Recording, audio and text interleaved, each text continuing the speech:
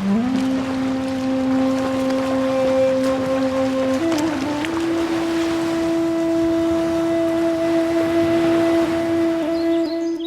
to Manila, one of the world's biggest metropolis, the Philippines is nevertheless still endowed with beautiful natural spots. Mountain ranges stretching to no end, framed by the clear blue sky under which we see a tapestry of green and brown velvet, rich in flora and fauna.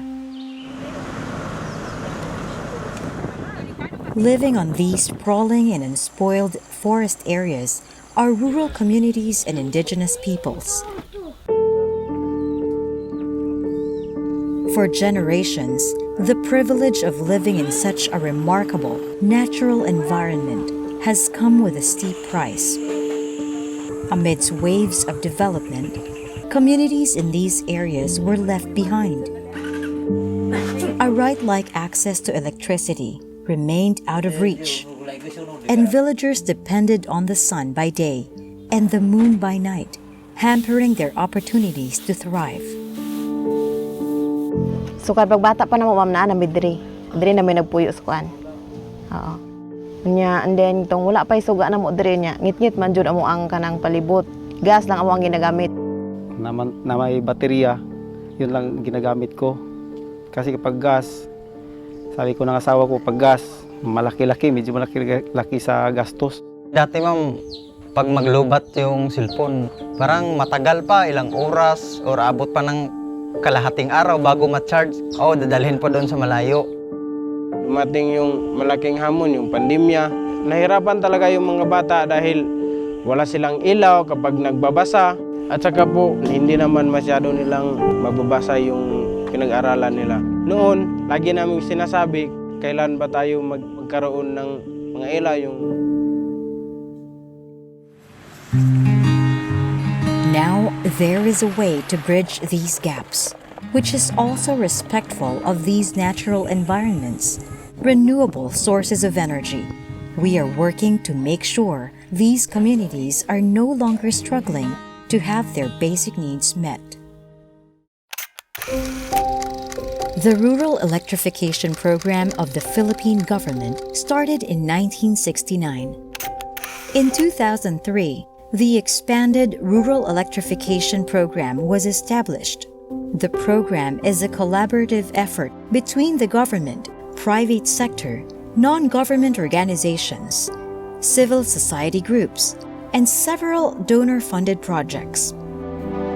The program had an ambitious goal: reaching the electrification of all the country's barangays by 2008 and 90% of the households by 2017. Unfortunately, this target hit a brick wall. In many areas of the country, thousands of barangays are remote, dispersed, and situated in the hinterlands, oftentimes without access to basic infrastructures such as roads and bridges. As of March 2022, the household electrification level stood at 95.56%. This was quite an achievement, but this figure does not reflect the remaining disparities between territories.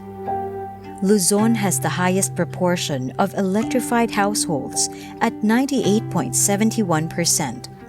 Visayas at 96.97% electrified. Mindanao has the lowest proportion of electrified households at 86.39%.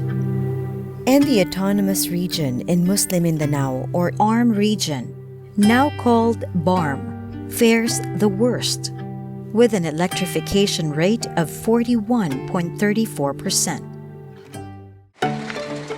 Matching needs with the opportunities afforded by new energy technologies, the DOE has decided to creatively apply various forms of renewable energy strategies like the individual solar home system, micro hydro systems, and wind turbine energy systems to remote barangays that needed off-grid electrification solutions.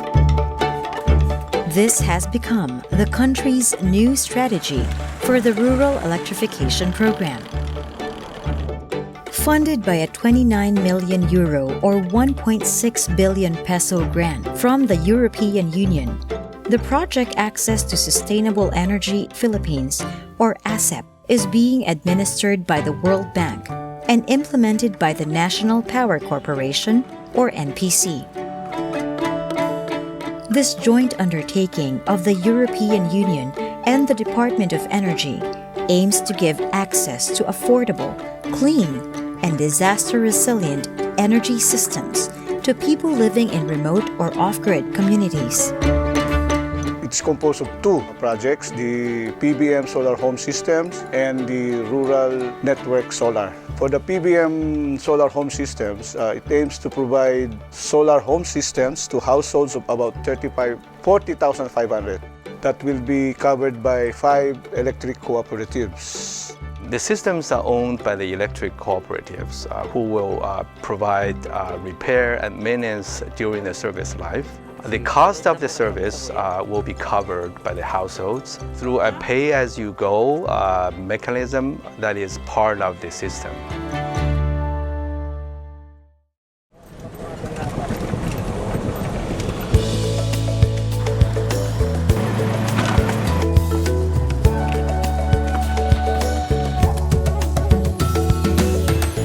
Araw-araw, kailangan pong pumunta doon. Mag-check ng mga units, magtatanong sa mga MC kung anong problema. Pero prior po sa na pumunta sa area, dumadaan muna kami doon sa mga vending agents. Kasi nandun po yung mga detalye ng mga complaints ng mga member consumer ng solar home system. Ang ginagawa kasi namin during seminars, orientation, nasa isang lugar lang kami nag-orient. Then, pagpunta namin sa sityo, ang layo ma'am, 3 hours pa nila lalakarin yun. Pero yung mga response nila during seminars or one-stop shop, talagang ang lalaki ng mga ngiti ma'am. Kasi nga, mas liliit yung budget nila para sa pailaw at sa charging ng cellphone nila or sa ano pang kayang i-charge ng solar home system. Hindi ako naka-join nung time na yun, ma'am, nung sa seminar. Sabi ng community organizer, 5 lang ang nag-apply. Kasi nga, ang akala nila scam. Then, after nun, yung na-install na yung mga units ng 5, doon na nag-si-apply yung iba. Na-realize nila na hindi talaga scam. Unang-una, ma'am, may kahirapan. Kasi pag pinag-usapan natin na may bayad, dyan minsan yung tao parang urong-sulong na eh. Pero pag i-explain mo naman ng maayos, maintindihan na rin naman nila. O okay na sa kanila, magbayad sila every month. Mas maganda na raw kaysa walang ilaw. Yan yung palagi namin pinagsabihan na yung mga beneficiary natin, alagaan natin yung ilaw natin. Kasi malaking tulong po. Alagaan talaga. With this support, which is part of the European Union's wider access to sustainable energy program, or ASEP, about 40,500 units of solar home system have been installed in households all across 7 provinces in Mindanao since 2018.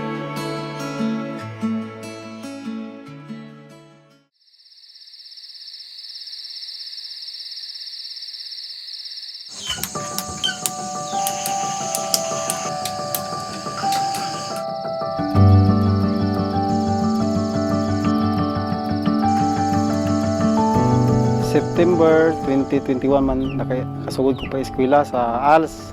Katabang gid sa akong pag-kuan study tungod kay hayag naman siya kayo. Dayon pud sa paglihok sa sulod sa balay, labi na sa pagluto kay ako may manluto lagi usahay. So nakatabang siya sa kuha kay maklaro naman nato ang atong pagluto.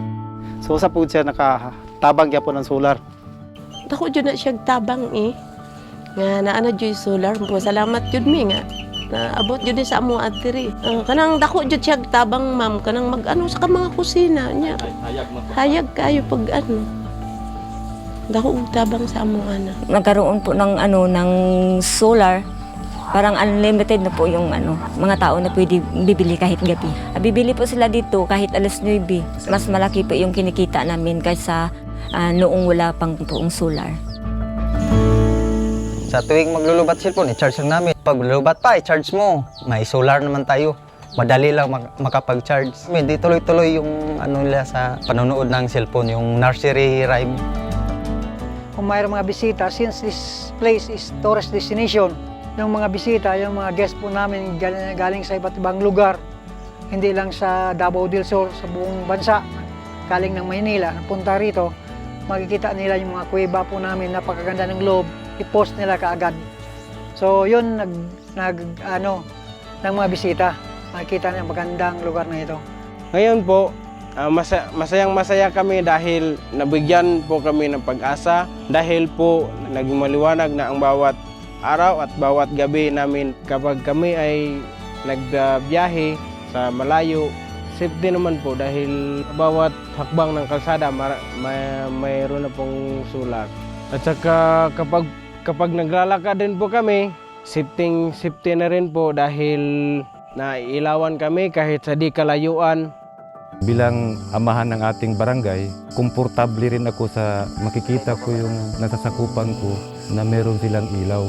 Dati nakailaw lang sila ng lampara, yung gaas ang gamit. Very limited yung makikita nila, hindi nila makikita yung nasa labas nila. So ngayon, merong solar tayo na ito makikita na nila yung kung anong nasa labas ng bahay nila. Makikita nila yung mga hayop nila sa labas, protection din sa mga hayop nila. Before kasi, when I was working in mga multi-companies, I'm looking for more malaking sahod, malaking positions. But now, nung nasa solar na ako, I appreciate the small things, no? Before kasi hindi ko napapansin yung maliliit na bagay. But now I appreciate kasi nga, yung mga tao na makikita mong walang-wala na, once binigyan mo ng solar, ibibigay yung bilang pasasalamat sa'yo. Like for example, nag-iisa na lang yung manok niya, kakatayin niya pa yun.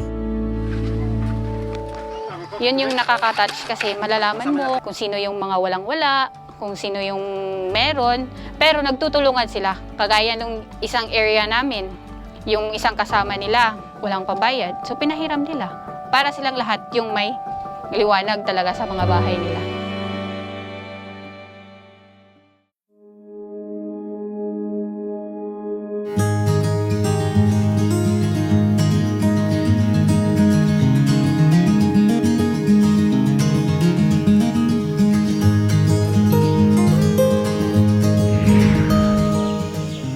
In a world taken over by many complexities and distractions, what is truly important can easily be forgotten. Somewhere far away, where we cannot see them, are the lives of a mother or her child changed for the better, because now they have access to electricity. This project brings access to clean power to isolated communities, which has a direct impact on livelihood and better quality of life for many Filipinos. This is about enabling children to study longer hours, enhancing safety, becoming more resilient and creating more jobs. In particular, the project can be transformative for women, opening economic opportunities for them.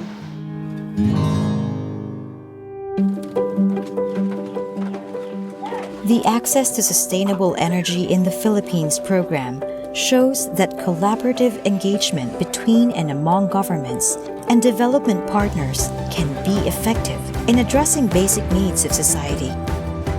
It proves that when opportunities and resources are shared, the paths of people and communities are illuminated, skills are enhanced, incomes improved, and living standards can rise to higher levels.